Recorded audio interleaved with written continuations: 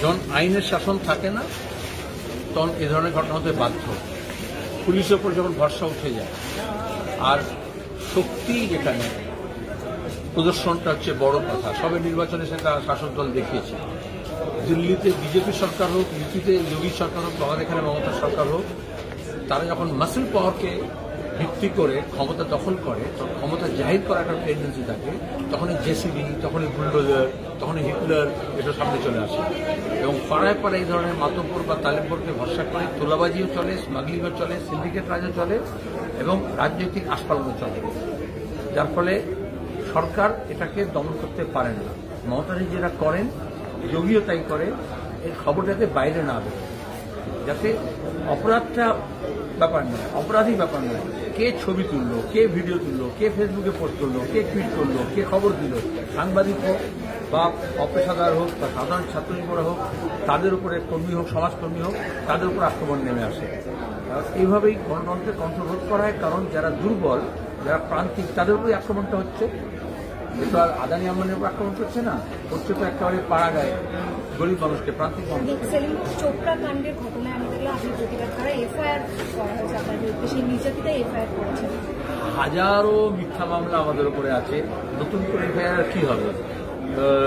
বোঝার উপরে শাকের আটকে হতে পারে, কিন্তু মোদ্দা কথা হচ্ছে নির্যাতিত অপরাধী নয়, অপরাধ তার পেছনে হয়েছে। কিন্তু যারা অপরাধ জগৎ যখন আস্কারা পায় আর অপরাধীরা যখন মন্ত্রী হয়ে যায়, এমএলএ হয়ে যায়, সরকার চালায়, আর পুলিশ যখন তাদের ওই কথা শুনে চলে, তখন এই ধরনের তাদেরকে দিয়ে এফআইআর করানো হয়। তুমি জানো, তিস্তা শীতলবাদ যখন গুজরাট দাঙ্গার পরে বেস্ট বেকারির জাহিরা শেখের মামলা নিয়ে লড়ছিল, তখন বিজেপি তাকে ক্ষতিপূরণ দিয়ে হোক, টাকা দিয়ে হোক, লোভ দেখিয়ে হোক, ভয় দেখিয়ে হোক, তা জাহিরা শেখকে দিয়ে তিস্তা শীতলবাদের নামে কেস করলো, তাকে অপরাধী সাজানো হলো।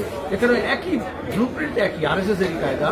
মব লিঞ্চিং হলে বুঝতে হবে যে ওটা পেজটা এসছে আরএসএস এর বই থেকে, তাহলে মব লিঞ্চিং হয় না।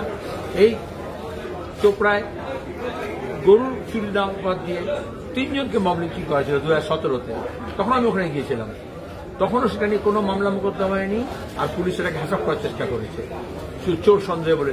চোর হলেও তো তাকে মারবে কেন? আর এখানে যেটা হয়েছে, ওই মহিলার কেউ পরিচয় জানতো না, পুলিশে এফআইআর করে দিয়ে তাকে দিয়ে, বা ওই তৃণমূলের গুন্ডারা ওকে দিয়ে এফআইআর করিয়ে বাধ্য করিয়ে ওর নামটা কিন্তু সর্বশেষ ওকে নিয়ে এলো।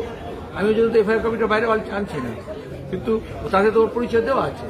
তাহলে এখন দাঁড়িয়ে এসে মারের যন্ত্রণা ভুলে গিয়ে তাকে যে ঘর দেওয়া হবে বা টাকা দেওয়া হবে, মমতা যেরকম বলেন পুষিয়ে দেবো, আর পুষিয়ে দেওয়ার নাম করে আমার নামে এফআইআর করে, যাতে আমাদের কিচ্ছু হবে না, কিচ্ছু যায় আসে না। এরকম ওই ইসলামপুর পুলিশ ডিসিতে আমার নামে অনেকগুলো মামলা মোকদ্দমা করা হয়েছে। হ্যাঁ, কাকুর কণ্ঠস্বরকে চাপা দেওয়া হচ্ছে, আর যারা প্রতিবাদ করবে, যারা অন্যায়ের বিরুদ্ধে রুখে দাঁড়াবে, তাদের কণ্ঠস্বরকে চাপা দেওয়ার চেষ্টা করা হচ্ছে, যাতে নির্যাতিতার পাশে কেউ, যেখানে ধর্ষণ হবে, যেখানে মৃত্যু হবে, যেখানে হত্যা হবে, যেখানে লুট হবে, যেখানে জমি দখল হবে, সেখানে সেই নির্যাতিত বা নির্যাতিতার পাশে যাতে কেউ না দাঁড়ায়, এই জন্য নির্যাতিতা বা নির্যাতিতকে দিয়েই এই ধরনের মোকদ্দমা করে। ভাঙড়ের যে ঘটনা, চোর সন্দেহ গণপিটুনি, পুলিশ স্টেশন থেকে একদম অনতি দূরে, মাত্র 500 মিটার দূরত্ব। এই যে খবর যখন বলে না, তুমি মেনলাইন মিডিয়ার মতো এরকম থাম্বনেল নিও না, চোর সন্দেহ ধরুন, আসলে যত গণপিটুনি হয় কোনো একটা অজুহাত দাঁড় করানো হয়, কিন্তু আসলে তো ব্যাপারটা হচ্ছে, আমি তো পার্লামেন্টে বলেছিলাম যেটা মব লিঞ্চিং এর বিরুদ্ধে। যদি চোর হয়, এমনকি যদি টেরোরিস্ট হয়, মব ভায়োলেন্স তো রাস্তা নয়, তাহলে আইনের শাসন কোথায় গেল? তাহলে সেটাকে আইনি পদক্ষেপ নিতে হবে। কিন্তু পুলিশের উপর যখন ভরসা উঠে যায়, তখন মব নিজের হাতে আইন নিয়ে যায়। অবশ্যই, কারণ জানে পুলিশ অপরাধীকে যদি ধরে, তাহলে পুলিশ তাকে বাঁচিয়ে নিয়ে যাবে শাহজাহানের মতো, জেসিবির মতো, আর এই জন্যই তাকে সংরক্ষণ করছে পুলিশ। আর অন্যদিকে প্রান্তিক মানুষ, দুর্বল মানুষ, বেপার একজনকে ছেলে ধরার নাম করে ধরে পিটিয়ে দিতে পারে, তখন পুলিশ কিছু করবে না। কংগ্রেসের সঙ্গে জোট নিয়ে